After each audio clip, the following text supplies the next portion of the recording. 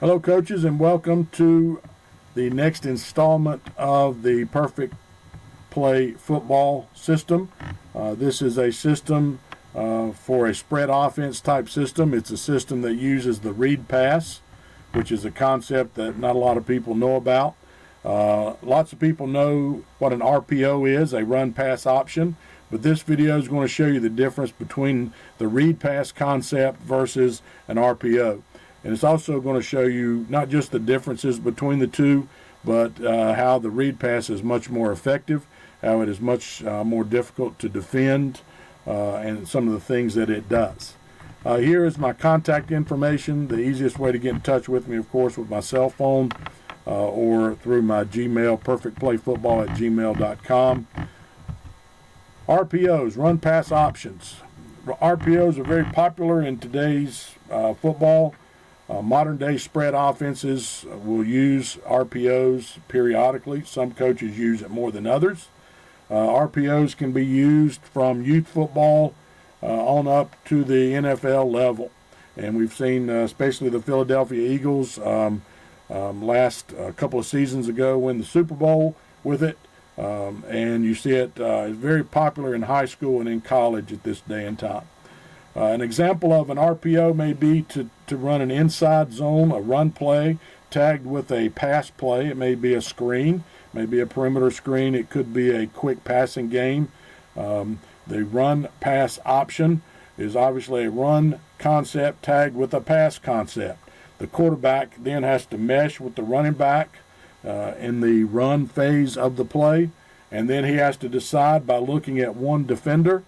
He has to put the ball where that defender is not. If the defender attacks and defends the run, then the quarterback must separate from the mesh, pull the ball, and throw the ball to a route that is designed to be in that defender's area.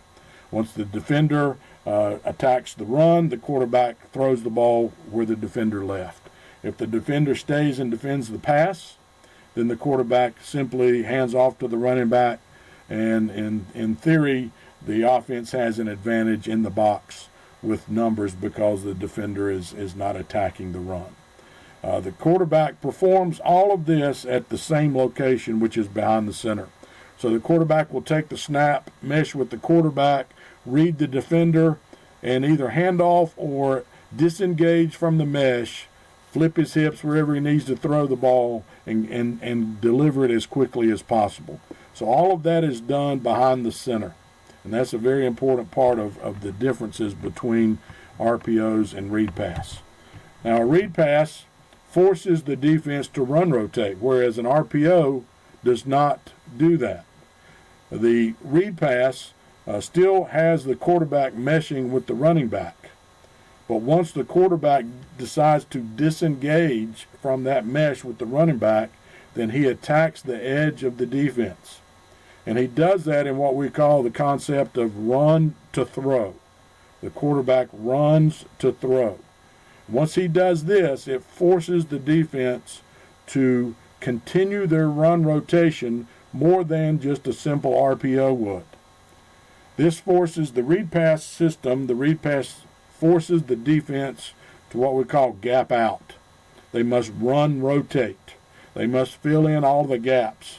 We label our gaps from the center out A, B, C, D, E, and F. Continuing the gaps from the center guard gap all the way outside the last receiver or outside the cornerback. So we force the defense to gap out not just internally in the box from tackle to tackle, but also on the perimeter with whatever we're tagging to go along with the run. So if it's a screen, they must gap out into those screen gaps. If it is a quick game pass, slant or a hitch or a stick or something like that, then they must rotate to defend all of those areas as well. This system is puts a greater impact or effect on this run rotation of the defense. So the quarterback simply looks and reads the play. The quarterback can look at it and deliver the ball from one step off the mesh, or he can disengage from the running back and attack several steps on the edge of the defense to decide whether to run or throw the ball. Now, of course, depending on the type of quarterback you have, will be how you design your offense and what you want the quarterback to do. If you have a quarterback that can run better than throw, then that's what you're going to do. If you have a quarterback whose arm is better than his feet, then you're going to put more emphasis on his arm. If you have a quarterback that can do both, then you can really put a lot of pressure on the defense with the run to throw part of this rotation forcing the rotation of the defense with the read pass. So once again, if the quarterback steps back off the mesh, he steps back, his first step is back, second step will be at his target, and he can throw at that point anytime he seats the ball, it's ready to throw. As soon as he comes up from the mesh, the ball is ready to throw, and he attacks the edge of the defense. Creates a lot more pressure on the defense, much more difficult to defend, forces more of a run rotation and a gapping out of the defense. So the quarterback will run to throw, and the ball goes to basically wherever we as an offense are +1. A couple of video examples of that we have here. This is an example of, we have counter into the boundary, we have a trips formation, trips to the field, we have a single receiver into the boundary, we have the quarterback, we have a flat back in this case, sometimes we'll be in the pistol. Here the quarterback reads, he knows where he wants to deliver the ball, he meshes with the running back, he pulls, disengages, and as soon as he pulls, disengages from the running back, the ball is up and ready to throw. And then once he gets the ball ready to throw, he attacks. And here we have a simple go route on the outside, a bubble route by the number 2 receiver, and then the inside receiver is running a stick route. So it's a quick game call attached to this read pass, to the run, to the counter, and to the boundary. So the key part here is that the quarterback, once he disengages, he pops the ball up ready to throw, and he is running to throw. Running to throw, that's very important. Delivers the ball to athletes in space and let those guys go create and see what we can do.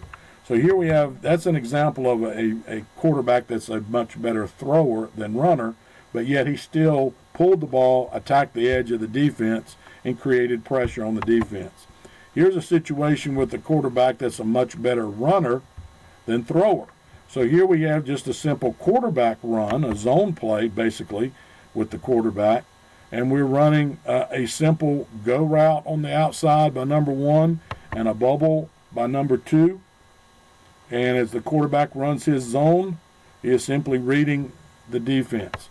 What we see here is that we have what's called a dissection of the defense. So at this point in time, you see these defenders over here on this side, the corner, the overhang, they're having to defend the pass. They're running out to defend the pass.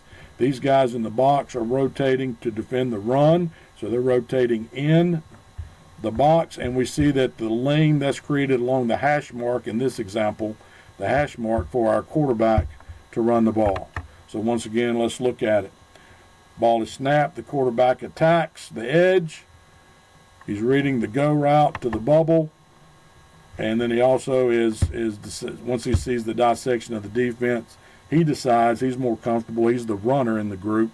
He decides to tuck it and go, and we have a quarterback zone play, which ends up being a good run for us for about 15 yards or so. So to sum it all up here, we have the read pass, which is much more effective, much more pressure put on the defense than the simple RPOs. The quarterbacks that you can do this with can be a great runner. It can be an average runner, but he has to be a willing runner. If he's not even a willing runner, you can still do things in this system to put more pressure on the quarterback's arm than his feet. So please feel free to contact me. I hope you enjoyed the video. Hope it's informative to you. If you have more interest in learning about the read pass concept and how to use that, please give me a call. Once again, my cell phone there, as well as my email address, perfectplayfootball@gmail.com. Thank you, coaches, and score points.